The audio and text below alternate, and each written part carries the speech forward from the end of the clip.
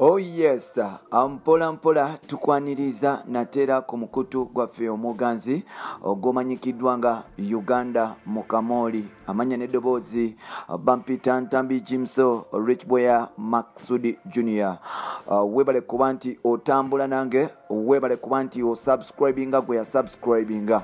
Bwobanga tonna bakuba nti osubscribinga nga manewaye olimba subscribinga tutambule fenna family kule mpola mpola. Nkutumiddeko muna Uganda ali mu kucapa nali waka ng'olina byokwasaganya mpola mpola. Bambi Mukama akunkumulire mirembe. Olunaku lwa leero omukyala mukulu amanyikiddwa nga Precious Remy ng'akola ku 100.5 Galaxy FM zina 100.2 Galaxy FM zina yes kogatane Spark TV avuddeyo n'awa mukyala munne amagezi Diana Nabatanzi era nga ensonga atugenda kuba nti tuzikutuusaako ssaawa zino mpola mpola.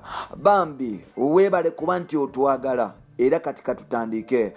Mukyala mukulu amanyikiddwa nga Precious Remy oba oliawo ne mukyala munne Diana Nabatanzi babadde n'obutakkaanya naye ng'ate mu kuba nti oba oliawo bafuna obutakkaanya bagenda mu maaso n'okuba nti bawanisaganya ebisongovu era nga oba oliawo bagenda mu maaso n'okuba nti beeswaza abamu nga bagamba nti Remy yaloga Diana eddoboozi okuba nti obaoliawo taddako okulabikira ku TV naye nga ate kyasanya okuba nti obaoliawo bano basobola okuba nti baddamu mpola mpola yadde nga olutalo lukyagenda mu maaso bonna tebasobola okuba nti baluwangula. Olutalo lwali lwaki kiteeberezebwa nti kigambibwa okuba nti mbu bano ababiri baali balwana lwa musajja omugagga nga mukwasi wa nsenene ayeeyita Emmanuel Lwasa oba legendary Lwasa oba oyinza okumuyita Uncle Lwasa. Bano bagenda n'okuba nti oba oliawo bagenda mu maaso n'okwesojja ku TV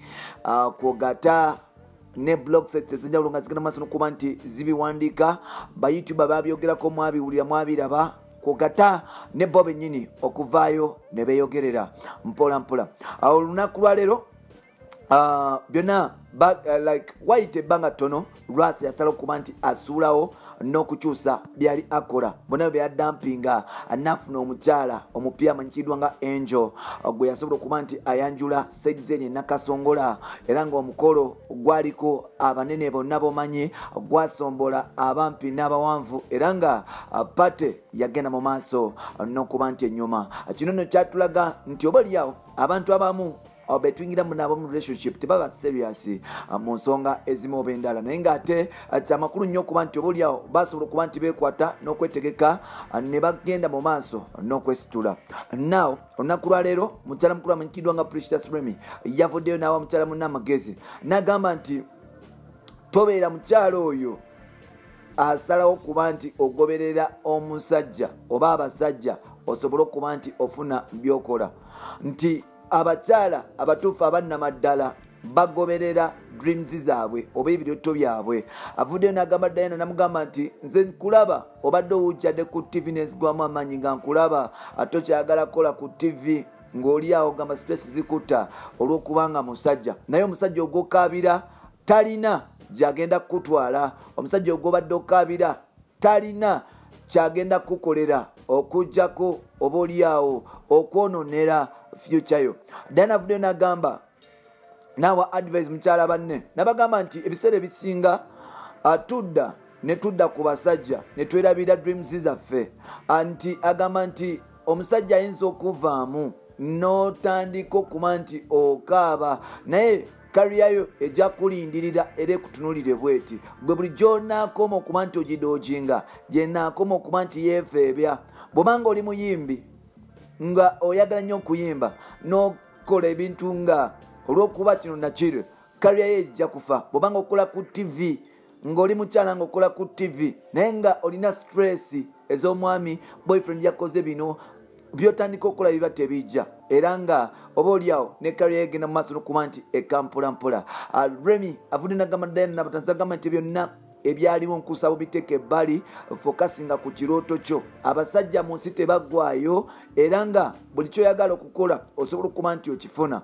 Bangi badda ku mikutu egy'enjawulo ne beevuma olw'okuba abasajja, bangi badda ku mikutu egy'enjawulo ne beevuma olw'okubanga bakyala, bangi bakola ebitasaana olw'okuba bino nabiri, naye ng'ate ne tulabira nti ebirooto byaffe kintu kikulu.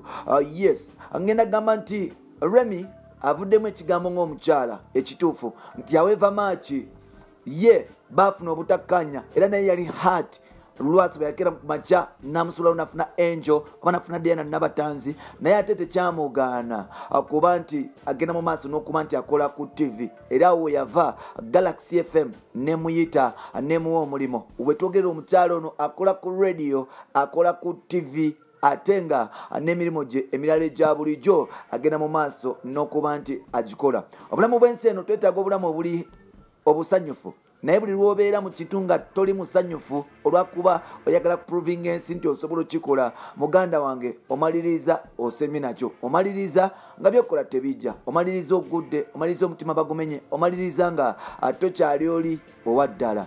Bampita Ntambi Jimso, Rich Boy Maxud Junior, omukutu guli gumu gwa Uganda mu Kamoli. Ngenda kusaba bladi wange osubscribinge tusobole okuba tugenda mu maaso ffenna mpola mpola, ate nga oli waddembe okuba nti otutuukirira n'otubulira ky'oyagala okuba nti otugamba. Genda mu maaso n'okuba nti oleka opinion yo mu comment section. Olowooza kituufu?